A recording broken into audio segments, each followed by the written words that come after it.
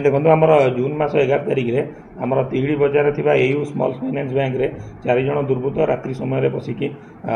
मारणास्त्र देखाई जोटा कि अभियोग होता जे भुजाली और बंदूक देखाई जो स्टाफ मैंने थे 7,54,000 टंका रु ऊर्ध्व टंका लुट करते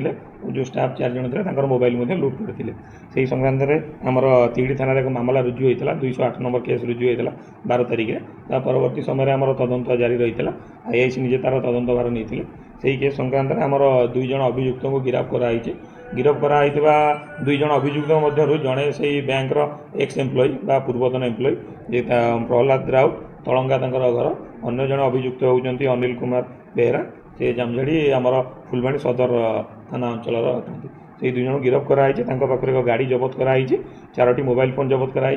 4टी जबत होता मोबाइल फोन मध्य चोरी होता एक मोबाइल फोन अच्छी सर जो अन्य 2 जन चिन्हट सरची हाँ निश्चित रूपे आम से 2 जन को आम यथाशीघ्र धरू आमर से संक्रांत आम क्लू मिली आ जो 2 जन अभियुक्त ए सामिल थे लुट्रे तेणु खूब शीघ्र पुलिस धर नहीं देखो जेहेतु तदंत बर्तमान चालू रही तेणु आपातत जहाँ जमापड़ी जी पूर्वतन कर्मचारी जी थे मैंने अन्य अभियुक्त मैंने मिसिकी घटनाटी घटे